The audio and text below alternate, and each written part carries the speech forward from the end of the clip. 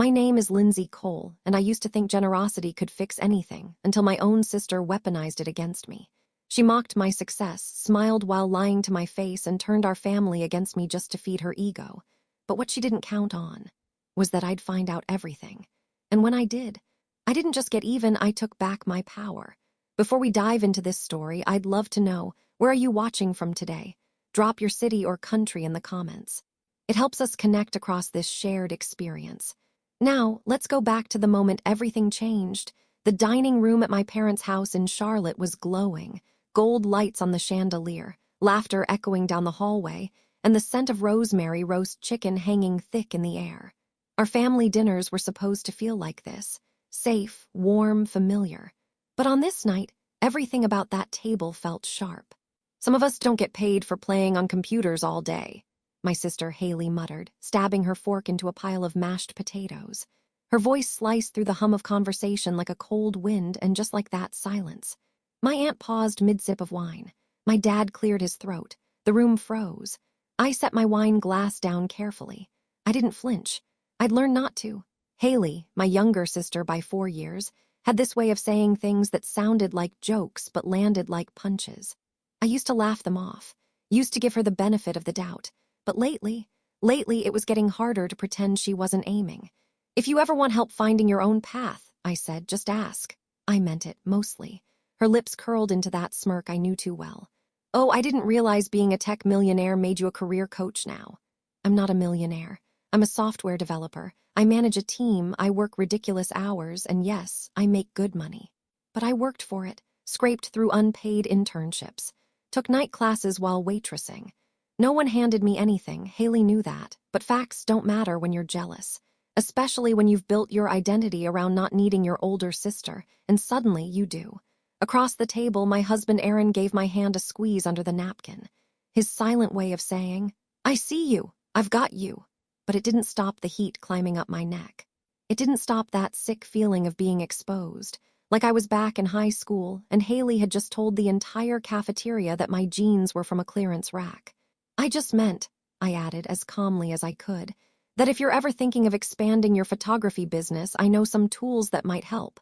Automation, branding, even a custom website. I don't need your tech fairy dust, she snapped. Haley, Mom warned gently. But Haley was already in full performance mode, turning her attention to the table like she had a captive audience. Honestly, it must be nice, sitting in your downtown condo, collecting paychecks for coding apps no one uses. Some of us actually have to hustle. I blinked. I could have said a dozen things. About the long nights, the breakdowns, the missed holidays and sacrificed weekends. About how I'd offered to fund her photo exhibit last spring and she ghosted me for 2 weeks. Instead, I picked up my fork and calmly said, Let's not pretend I haven't tried to help you, Haley. The silence was brutal. She looked away first. That's the thing about my sister. She's loud, but she doesn't want the spotlight when it turns real. The rest of dinner was awkward smiles, clinking silverware, and tension so thick it could have been carved like the turkey. I caught Aaron's glance as we helped clear the dishes, and he mouthed later, which meant, let's not start World War III over stuffing. But inside, I was already spiraling, because I knew that look on Haley's face. The one she wore right before she asked to borrow money and promised it was the last time. The one she wore before calling my job a phase, before accusing me of thinking I was better. This wasn't about one jab at dinner. This was the beginning of something, and my gut told me I was about to learn just how far Haley was willing to go. The next morning, I convinced myself it was still salvageable. Maybe Haley had just been tired, or had a little too much wine, or maybe the pressure of the holidays was getting to her. Lord knows it got to me, so I did what older sisters do. I reached out, suggested brunch, somewhere neutral, somewhere sunny and light and impossible to argue in. That place with the rooftop terrace and the cold brew on tap. To my surprise, she said yes. Nice place, she said as we sat down, flipping her sunglasses onto her head. Didn't realize brunch came with a skyline. Charlotte's growing up, I replied, hoping to start light. She looked flawless as usual, red lipstick, oversized earrings, a flowy jacket she once told me she got on clearance but somehow made look like couture. I always envied her style. She envied my paycheck. We ordered. She got an oat milk latte and a breakfast tartine. I got a drip coffee, black, and fruit I probably wouldn't eat. So, I said after a pause. "I've been thinking about your photography." She arched a brow. "I checked your website the other night," I continued, careful with my tone. "The shots from the wedding in Asheville, gorgeous, but the site hasn't been updated since 2019. She sipped her latte, not responding. "I'd love to help you relaunch it. I could build a whole new front end, optimize it for mobile, maybe even add booking tools. Automate your client intake so you don't have to keep answering emails at 1 a.m. "I don't answer emails at 1 a.m., she said flatly. "Okay, then 2 a.m., she gave a little smile. Then just as quickly it faded. "I don't need your handouts, Linz. It's not a handout, it's a collaboration." Her fingers drummed against her cup. "You really think throwing code at my career is going to fix it?" I leaned back. "I think you're incredibly talented, but you're invisible online. No SEO, no gallery updates, no booking flow. That's not about talent, it's about reach." She stared at me. "You mean it's about me doing things your way?" "No," I said, choosing my words with care. "It's about doing things that work. Look, I'm not trying to take over, I just want to help you build something sustainable." Her laugh was sharp. "You want to help because it makes you feel better, like you're some savior. Classic Lindsay, swooping in with your tech fairy dust, then acting like I'm the problem when I don't want it." That stung, and she knew it. I set my coffee down, slower than I needed to. "I didn't come here to argue, I came because I care about you. You care about control. I care about not watching you drown when there's a ladder sitting right next to you." Her mouth pressed into a tight line. The conversation paused as the waitress brought our food. Haley barely looked at hers. I wasn't hungry anymore either. "I'm not broken, Lindsay," she said finally, her voice quieter. "I don't need saving." "I never said you were broken," I replied. "But you're treading water. And I know what it feels like to tread water until you're too tired to call for help." She looked out over the terrace. The wind caught a loose strand of hair and she tucked it behind her ear. For a moment I thought maybe we were about to turn a corner. But then she said, "You think because you make 6 figures and live downtown that you've got it all figured out. But not everyone wants to turn into a machine." I almost laughed. Not because it was funny, but because it was so wrong. "I'm not a machine, Haley," I said. "I'm someone who spent years being broke, scared, and alone in a new city. I know what it feels like to fight for stability. And I know what it's like to be the sister no one expects to succeed," she shot back. That hurt more than I expected. We ate in silence for a few minutes, the rooftop buzz of conversations around us filling in the cracks. When the check came, I reached for it. She didn't stop me. As we stood to leave, I said softly, "You know the offer still stands. If you ever want help, real help, no strings, you can ask."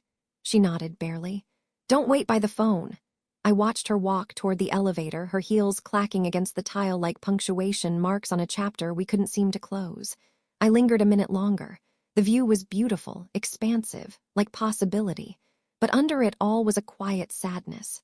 The kind that comes from loving someone who doesn't want your love in the way you're able to give it. That evening, back in my condo, I stood at the kitchen island, sipping the last of the brunch coffee I'd poured into a to-go cup, just to feel like I hadn't left the rooftop completely empty-handed. The place was quiet. Too quiet, maybe. My husband, Aaron, was still at the gym, and the hum of the dishwasher was the only sound filling the modern edges of our minimalist kitchen. I glanced over at the photo shelf above my desk. One frame in particular always stopped me. A slightly faded photo of Grandma Esther standing in front of her linoleum-covered kitchen table, sleeves rolled up, envelopes spread out like tarot cards. Budgeting night. It wasn't glamorous, but it was sacred. She called it telling the truth to your money. Each envelope labeled in her elegant cursive, rent, groceries, emergency, goals. And one envelope always labeled dreams, even when she barely had a dime to put in it. I was 9 when she first handed me my own set of blank envelopes, told me to imagine what kind of life I wanted and start dividing accordingly. Even then, I got it. I loved the structure, the logic. It made me feel like life could be navigated if you just knew where your dollars were going. Haley, she'd lasted 5 minutes, rolled her eyes, declared it dusty math, and ran outside to take pictures of the neighbor's cat with a disposable camera. She said planning was for people with no spark, I murmured to myself. And I believed her for years. I was the safe one. The planner, the dull older sister with a calculator. She was the wild card, the artist. The girl with glitter in her veins and 1,000 ideas a minute.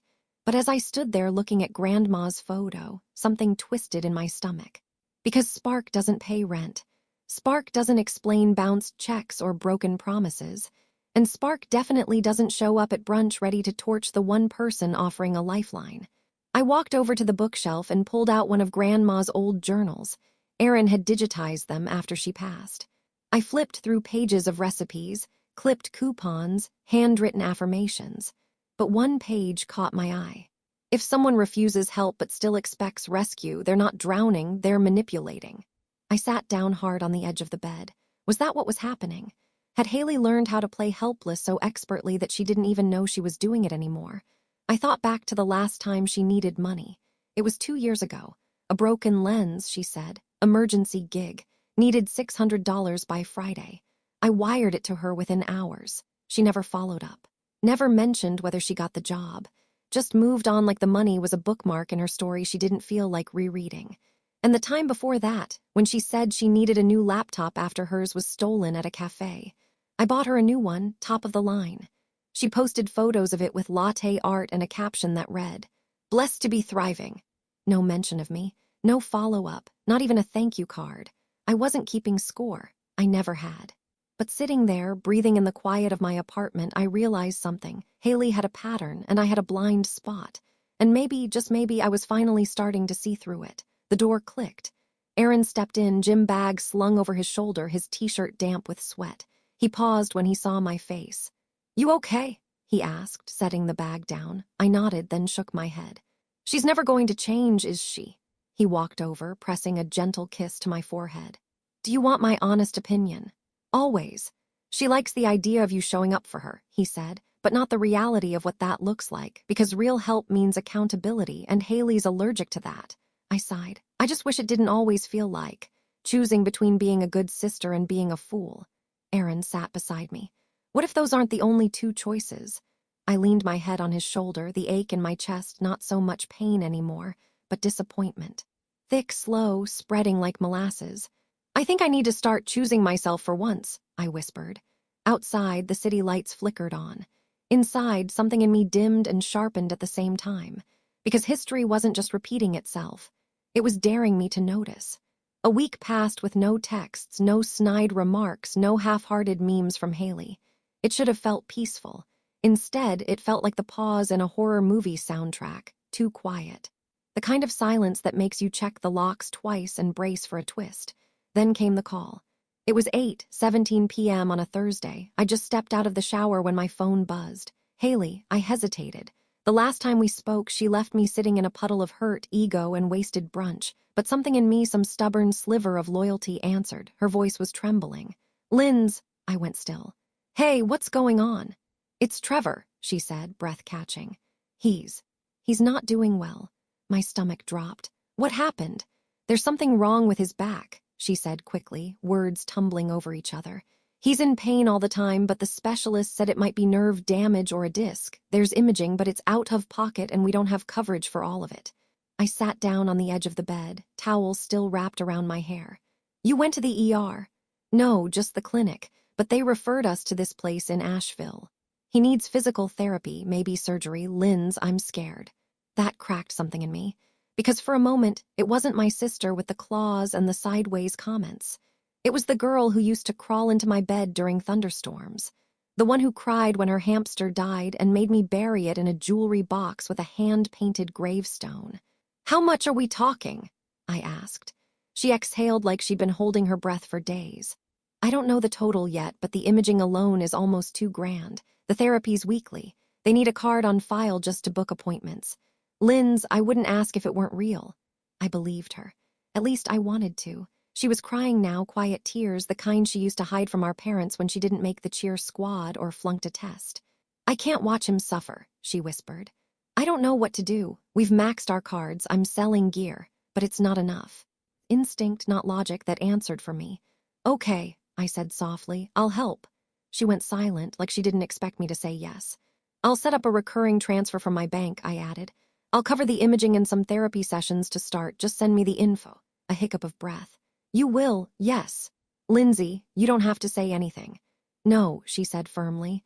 "I do, I'm sorry, for brunch. For the things I said, I was just angry, not at you, at myself. Life, I don't know." I closed my eyes. Apologies from Haley were rare, sincere ones even rarer. It's okay, I said. Maybe this will bring us closer again. Her voice wavered. I hope so, I really hope so. After we hung up, I walked into the kitchen, found Erin slicing up roasted carrots for dinner, the room smelling like garlic and thyme. I leaned against the fridge. Trevor's sick, I said. She says he needs treatment. It's expensive. Erin looked up, eyes narrowing. What kind of treatment? Back issues, imaging, maybe surgery. Did she give you records, a diagnosis? She sounded real, I said, like she meant it. Erin wiped his hands on a towel. I'm not saying don't help, but Lindsay, be careful. Just hope she's being honest this time. I know, I said quietly, but the truth was I wanted to believe her. I wanted to believe this wasn't just another twist in a long loop of manipulation. I logged into my bank account later that night and set up a monthly transfer. Nothing extravagant, but enough to make a difference. Enough to keep her afloat. Enough to prove maybe to both of us that I hadn't given up on family. As the confirmation screen loaded, Erin walked in behind me. You're doing a good thing, he said. I hope so. I stared at the screen for a long time after he walked away. The transfer was small, but the hope it carried, that was enormous. The first month passed quietly. The transfers went through, scheduled like clockwork. Every 15th. Like a shadow paycheck for a job no one asked me to apply for. I kept expecting some kind of update, an MRI result, a bill, a simple thank you again. Instead, I got silence. Well, not complete silence. Haley would text sometimes, short messages, emojis mostly. A thumbs up when I asked if the payment arrived. A heart when I said I hoped Trevor was feeling better. No receipts. No doctor's notes, just fragments of acknowledgement floating in digital space. I didn't push. Not at first. People grieve in strange ways, and fear even stranger. Maybe she was too overwhelmed to talk, or ashamed, or just trying to survive each day. I gave her space the way I always had. By the third month, though, it got harder to ignore. She stopped answering my calls, canceled a lunch I'd scheduled with a vague too swamped with appointments. When I offered to drop off a care package, organic snacks, a homemade soup she used to love, she said she wasn't home. I'll be in and out this week, she texted. Rain check. That rain check turned into a drought. At a summer cookout hosted by our cousin Jason, I thought maybe, finally, we'd reconnect in person. It was family. Safe ground. Our parents were there. The grill was hot. There was music and lemonade and Haley's favorite. Someone brought bourbon peach pie. But she barely looked at me. She clung to the far side of the yard, laughing with a group of second cousins she barely used to speak to. When I approached, she stepped aside like I was someone she'd just met at the grocery store and wasn't quite sure how to place. I smiled anyway. Hey, how's Trevor doing? He's hanging in there, she said quickly, eyes darting to her phone. Is he back at work? Sort of. Still going to therapy, she gave a shrug. When he can, it's all complicated. I waited. She didn't elaborate. Okay, I said softly. Well, I've been thinking of you guys. She nodded but didn't meet my eyes. When I returned to where Aaron was standing by the grill, he handed me a sparkling water without a word. She's avoiding me, I finally said. He sighed. Yeah, I saw. I tried to laugh it off. Maybe she's just tired. Maybe things are worse than she wants to admit. Or maybe, Aaron said gently, she's comfortable with the version of you that keeps giving without expecting anything back. I looked down at the condensation sliding down my cup. I wanted to believe this wasn't that. But the ache in my chest said otherwise. On the drive home, I stared out the window, watching the pink dusk fade over the trees. The world looked so soft, so gentle, but my thoughts were anything but. I know what you're thinking, I said after a while. Aaron glanced at me. What am I thinking? That I got played. He didn't respond immediately. That was his style, never rushed with hard truths. I think you wanted to believe the best in her, he said, and I think that's not a bad thing. But I also think maybe it's time you start asking for a little honesty in return. I nodded, swallowing a knot in my throat. People only treat us how we allow them to, he added. Later that night, I sat at the kitchen counter, scrolling through my texts with Haley. I went back 3 months, all me reaching, her retreating. 3 months of silence padded with the occasional smiley face and hollow gratitude. I typed out a message, something direct but not confrontational. Hey, can we talk soon? I just want to check in, make sure everything's okay. I stared at it for a while. Then I hit send. The 3 dots appeared and then disappeared. She never replied. Thanksgiving at our parents' house had always been a bit of a production, matching place settings, Grandma Esther's cranberry orange relish, and the annual debate over who got to carve the turkey. Dad won by default after Uncle Fred mangled it one year. This year, though, the vibe was different. Everyone seemed louder, happier, more boisterous than usual. Or maybe it was just me, watching the room with sharper eyes. Aaron and I arrived right on time, bottle of wine in hand, with my go-to sweet potato casserole in its usual navy baking dish. I had mentally rehearsed every possible version of Haley's greeting, but she barely acknowledged us when we walked in. Just a quick, distracted smile before she turned back to a conversation with our cousin Rachel. Trevor was across the room, laughing with Uncle Fred. I froze for a moment. He was standing upright. Not just upright, thriving. He moved with ease, gesturing broadly, his posture straight, back arched slightly as he mimicked something ridiculous Fred had said. Then he reached down, grabbed 2 folding chairs stacked against the wall, and carried them across the room with zero hesitation. No limp, no grimace, no wince of effort. Aaron leaned in close and whispered, "Guess that back pain isn't slowing him down." I didn't respond. I couldn't. My pulse thudded in my ears. I watched as Trevor grabbed a second plate, loaded it with stuffing, turkey, and what looked like a mountain of mashed potatoes, then dropped into a seat next to Haley and kissed her temple. She looked radiant, relaxed, not like someone living in fear of a partner's health crisis. I tried to convince myself this was good news. If Trevor was healing, that was a blessing, right, but nothing in my gut agreed. Because if he was truly recovering, why hadn't anyone told me? Why were the transfers still going? Why did Haley keep dodging my calls? And why, most of all, did this feel like a performance staged just out of my reach? After dinner, we gathered in the den for pie and family photos. The fireplace was crackling, and Haley poured herself a second glass of wine, curling up on the loveseat like a woman without a single burden in the world. I walked into the kitchen for water and found Aaron rinsing a plate. "You saw him, right?" I asked under my breath. "Trevor, yeah, that man moved a recliner to reach the outlet earlier." My mouth tightened. "Look," he said, "maybe the therapy worked, or maybe it was never that bad to begin with." I nodded, the glass in my hand suddenly too heavy. That night, driving home, I stared straight ahead as Aaron maneuvered through quiet streets lined with string lights and inflatable turkeys. "Do you think she lied?" I asked softly. "I think she's not telling you the whole truth," he replied. "And the longer she keeps you in the dark, the more it feels like there's something she doesn't want you to know." Back at the condo, I went straight to my office and pulled up my banking app. The transfers were still active. The next one was scheduled in 5 days. I stared at the screen, heart pounding, thumb hovering over the cancel button. But I didn't press it. Not yet, because there was one thing I needed to do first. I needed the truth. The morning air was crisp, just cold enough to sting without biting. I wrapped my scarf a little tighter as I crossed the hospital parking lot, passing the rows of beige sedans and SUVs dusted with frost.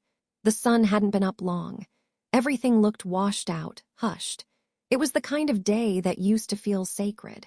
Instead, it felt like I was walking into a confession I hadn't been invited to hear. Inside, the front desk was decorated with cheerful garlands and a paper turkey someone's child had clearly colored. The receptionist looked up, bright-eyed and polite. Her badge read Karen M. "Hi there, can I help you?" "Yes," I said, my voice more even than I expected. "I'm trying to confirm care for a family member. I know it's a long shot, but I was told he's been receiving treatment here." She clicked into her system. "Name? Trevor Mann," she typed. I swallowed, heart ticking louder than it should have. He would have been seen within the last few months, possibly imaging, physical therapy, maybe outpatient services. She nodded. "Let me take a look." I clasped my hands in front of me, felt my fingernails dig into my palm. After a minute, Karen looked back up, her expression kind but clearly confused. "I'm sorry," she said.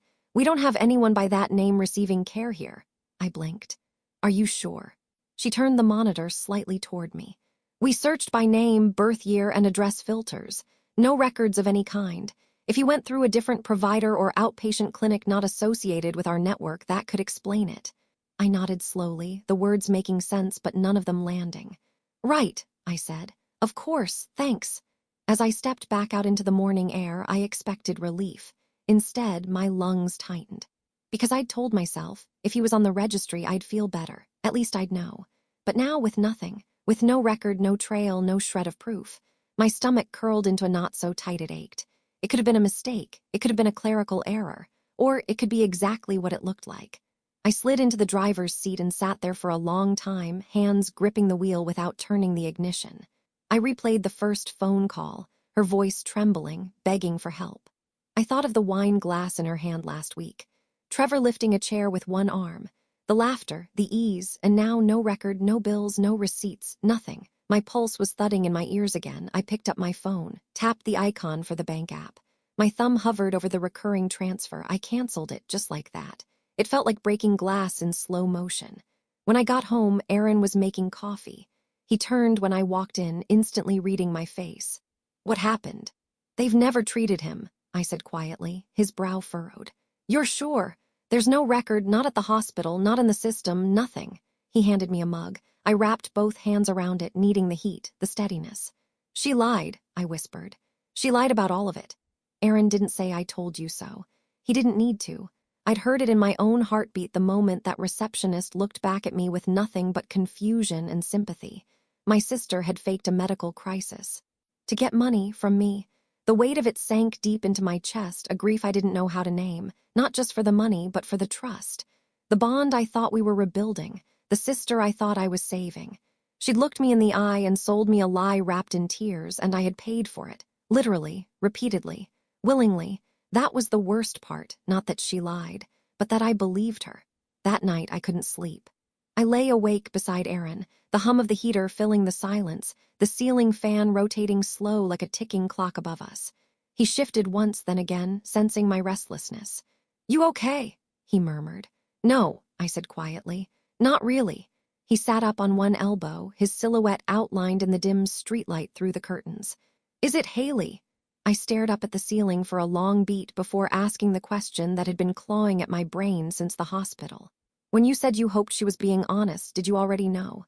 Aaron's eyes met mine. He didn't flinch. I didn't know, he said, but I had doubts. How long? Since the beginning, he admitted. I turned to face him fully. So when she called that night, crying, talking about specialists and imaging and money, what did you think? He hesitated. I thought it sounded convenient. Then why didn't you say anything? I did. I asked if she gave you proof. I told you to be careful. That's not the same, I whispered. You knew Aaron, you knew something was off, and you let me keep sending money for 3 months. I didn't let you, he said gently. I respected your decision, you believed her, I wasn't going to tell you how to treat your sister. But you didn't believe her. He sighed, running a hand through his hair. Honestly, no, not for a second. I sat up, pulling the blanket around me like armor. So you just watched me do it. Watch me cling to the idea that this could fix things. You weren't clinging to a fantasy, he said. You were choosing hope, that's not a flaw, Linz. But it was blind, I said bitterly. I was the only one who believed her, wasn't I? He didn't answer. That was answer enough. I looked away, eyes stinging. Aaron reached out, but I shook my head. You should have said something, I whispered. You should have pulled me aside and made me look closer. I thought you needed to come to it on your own, he said. And honestly, I didn't want to be the one to break your heart. Well, I said quietly, mission failed. I got up and walked into the kitchen, needing space, needing something to hold on to. I stood there with both hands pressed to the countertop, staring at the fridge like it held answers. The light inside hummed softly when I opened it. No answers, just leftover soup and oat milk and a half-eaten chocolate bar I'd forgotten about. I closed the door. I didn't cry. I thought I would. But all I felt was cold, numb, like the last brick of denial had finally dropped out of the wall I'd been balancing on. Haley didn't just lie to me. She knew I'd believe her. She counted on it because I always did. Because I always gave her the benefit of the doubt. Because I was the steady one, the fix-it sister, the one with the savings account and the guilt. She saw that and built a story just sturdy enough to keep me from asking questions. And I was so desperate to believe we could rebuild something, I never stopped to check if the foundation was even real. I heard footsteps behind me. Aaron's voice came soft. I'm sorry, he said. I know. You don't have to do this alone. I know that too. But still, I stayed in the kitchen until morning, not because I didn't want comfort, but because I needed to sit with the truth and finally stop making excuses for the people who chose to hurt me. The next morning, I stood outside a quiet coffee shop with my heart pounding in my throat. It was early, barely 9 a.m., and the street was still stretching awake. Baristas inside the cafe moved in a calm rhythm, steaming oat milk and arranging pastries in neat rows. Everything looked perfectly ordinary, except nothing about this moment felt ordinary. I was meeting Trevor. I texted him the night before with a casual excuse.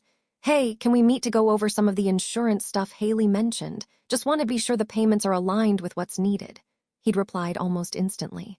"Sure, tomorrow okay." That alone gave me pause. He hadn't seemed confused or annoyed, just willing. When he walked through the cafe door, he looked relaxed. He spotted me, smiled. "Hey, Linz," I tried to smile back. "Thanks for coming." We sat by the window, coffee cups warming our hands. I had a folder in front of me, filled with printed statements, invoices Haley had sent, and payment confirmations, some with sketchy formatting, others with addresses that didn't match any clinics I could find. I took a deep breath. "So," I began carefully, "I just wanted to clarify a few things about the treatments you've been getting." Trevor blinked.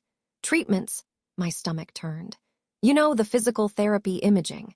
Haley said your back was in pretty rough shape." He stared at me. "Haley told me you were going through a bunch of procedures not covered by insurance. She said you were in pain, couldn't work, needed specialized care." He looked completely bewildered now. "Wait, she said that to you?" "Yes," I said slowly. "That's why I've been sending money for months." His face drained of color. "I thought," he paused, glancing around, then leaned in. "She told me this money was from your company. Like some kind of freelance support grant, a creative fund for people with erratic income. She said you ran it quietly to help artists get back on their feet." I couldn't breathe. "She said you wanted it private," he added. "That it was something you did for people you believed in." I sat back, stunned. "Trevor, that doesn't exist. I've never said anything like that. Every dollar came from me, from my personal account." He was shaking his head slowly now, his voice a whisper. "I didn't know. I swear, Lindsay, I didn't know." I slid the folder toward him. "These are the payments, the totals, some of the invoices she gave me." He flipped through the pages, fingers trembling, then he froze at one. "This isn't my doctor," he said. "And this clinic address, it's a vet's office. I recognize it. That's where we took our dog when he ate a sock." The absurdity made something bubble up in me, half laugh, half sob. I swallowed it down. "She's been faking all of it," I said. "Using my name. Sending doctored paperwork. I canceled the transfers last night." He nodded slowly, staring at the page. "I can't believe she did this." "You didn't notice money coming in?" "I noticed some money," he admitted. "But Haley's always had gigs, mini shoots, online sales. She said it was that. I didn't ask." "She played us both," I said, my voice shaking. "Made me believe you were sick, made you believe I was secretly funding your lives." He leaned back, running both hands through his hair. "I feel like an idiot," he muttered. "You're not," I said. "You trusted her. So did I." The silence that followed was thick with disbelief. Two people sitting in a sunlit cafe trying to piece together a puzzle they hadn't even known existed. "I don't know what to do," Trevor said finally. "I do," I replied, voice hardening. His eyes met mine. "We get to the bottom of it. We collect everything, every email, every invoice, every message. She didn't just lie to me. She stole from me. And now she's going to hear the truth from both of us." That night, the silence in my condo wasn't peaceful. It was surgical, tense. The kind of silence that fills a room when two people are hunting for the same truth, afraid of what they'll actually find. Trevor sat across from me in my study, hunched over his laptop, face lit by the glow of spreadsheets and email threads.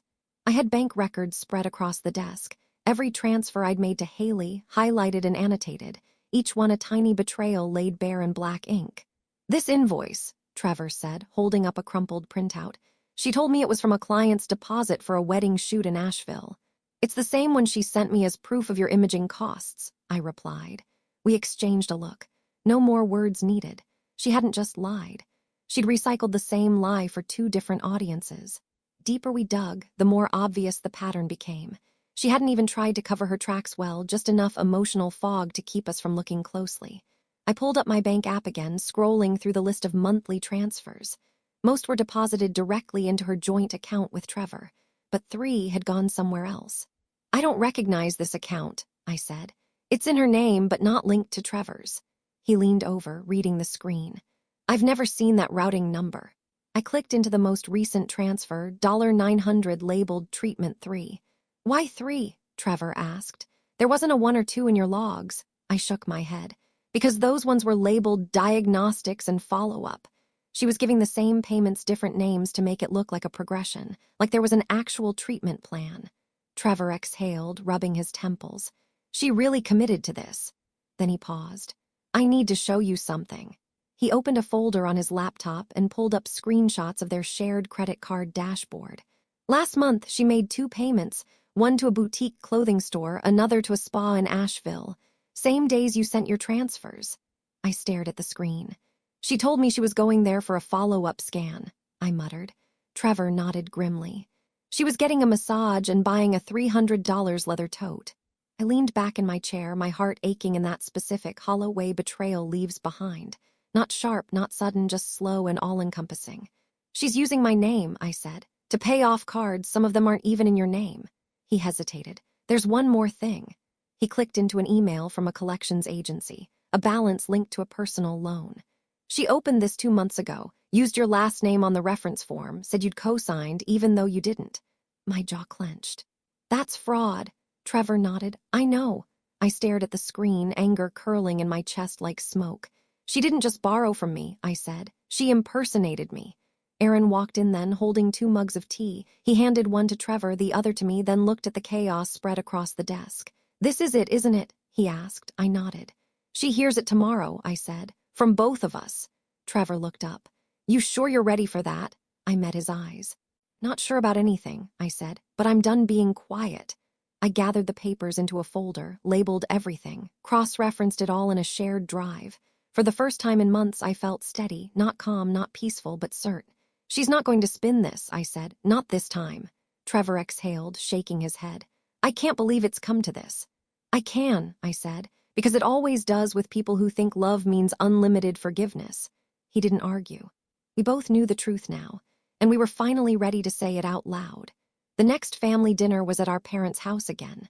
Sunday roast, Haley's favorite, fitting. She arrived 20 minutes late, breezing in like she owned the oxygen in the room. Her hair curled, nails perfect, scarf flung just so. Trevor followed behind her, silent, eyes unreadable. We hadn't spoken since we finalized the folder, but he'd confirmed one thing that morning. I'll be there. She won't see it coming. The table was full, Mom fussing over the gravy, Dad carving roast beef like it was still Thanksgiving, and cousins catching up on school and job changes. I waited, I listened. And then, like a chess player choosing the precise moment to strike, I slid my fork neatly beside my plate and looked across the table. Nice new car, Haley, I said lightly. Trevor's looking good, too. Treatment worked miracles. Forks froze midair. Mom glanced up sharply. Dad's knife paused. Haley didn't miss a beat. Don't be bitter, sis, she said, smirking.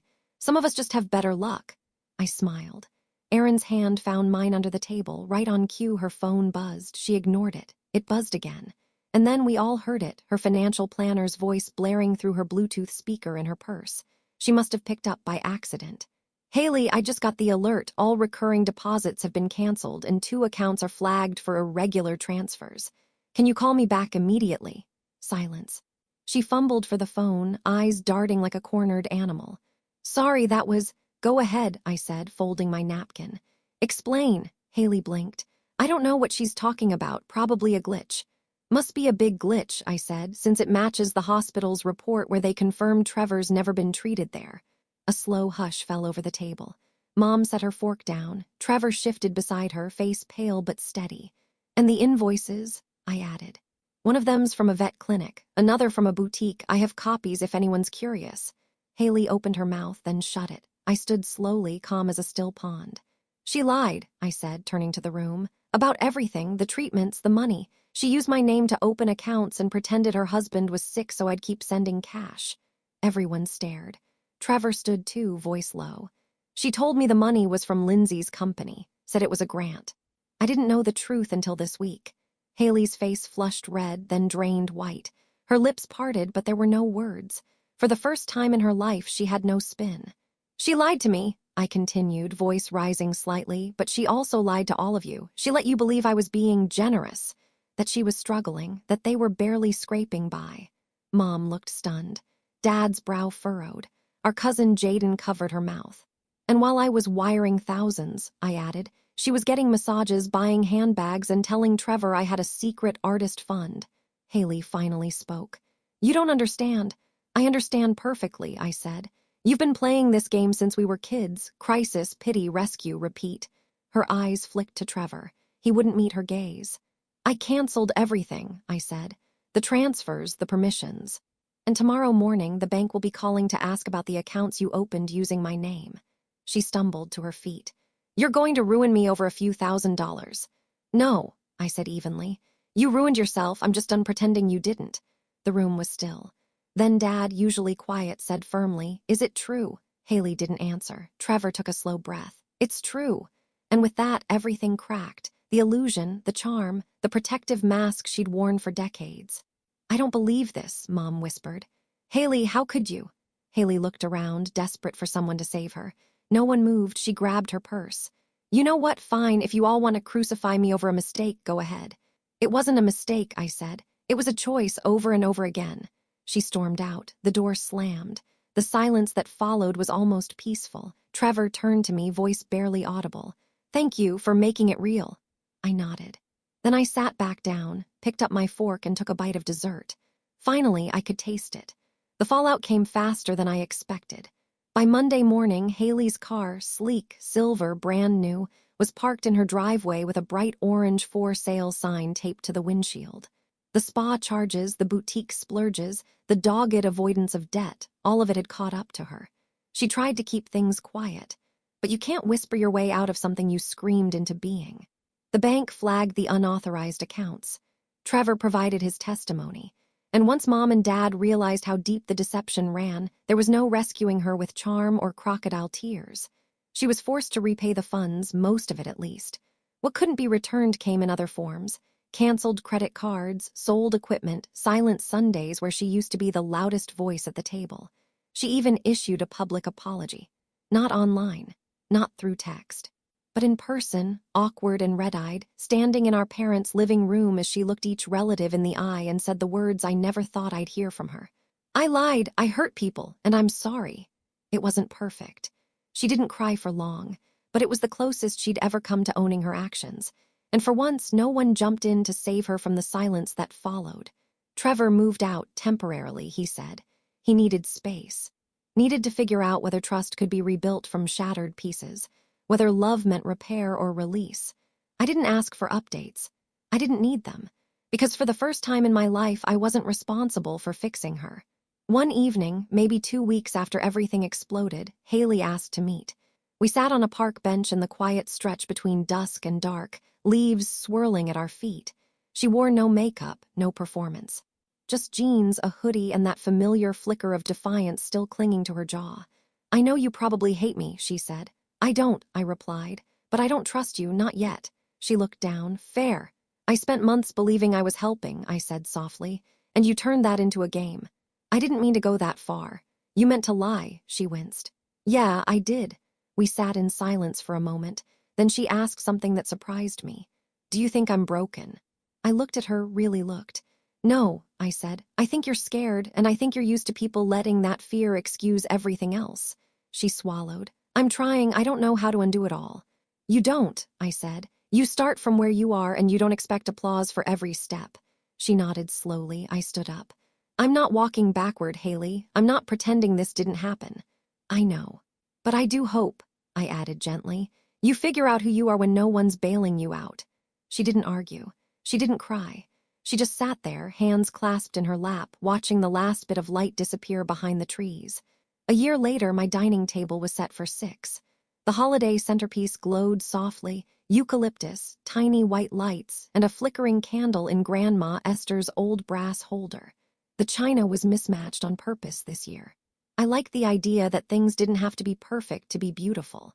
Erin poured cider into mugs while Trevor laughed at something our cousin Jaden said about her new cat and its apparent grudge against Christmas trees.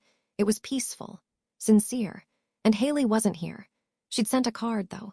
A simple cream square tucked into our mailbox the day before. Inside, her handwriting was less sharp than usual, more hesitant. Thank you for saving me from my own spiral. I may not say it often, but I hear you now, and I'm trying. No excuses, no explanations, just those 3 lines. I didn't cry. I didn't laugh. I just set the card on the mantel beside the others and stepped into the light of a new season. Because I'd spent so long twisting myself into knots trying to be the sister who forgives, who absorbs, who explains and overcompensates. I thought strength meant never giving up on someone, no matter how deeply they cut. But now I know. Sometimes strength is drawing a line and holding it.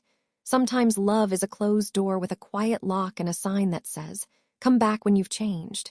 And sometimes justice looks nothing like revenge, it looks like freedom. After dinner, as the others drifted toward the living room for hot chocolate and bad holiday movies, Aaron stayed behind to help me clear the table. He handed me a plate and gave me a soft smile. "You okay?" I nodded. "Yeah, I think I really am." We worked in companionable silence, the way couples do when they've weathered storms and still choose the same boat.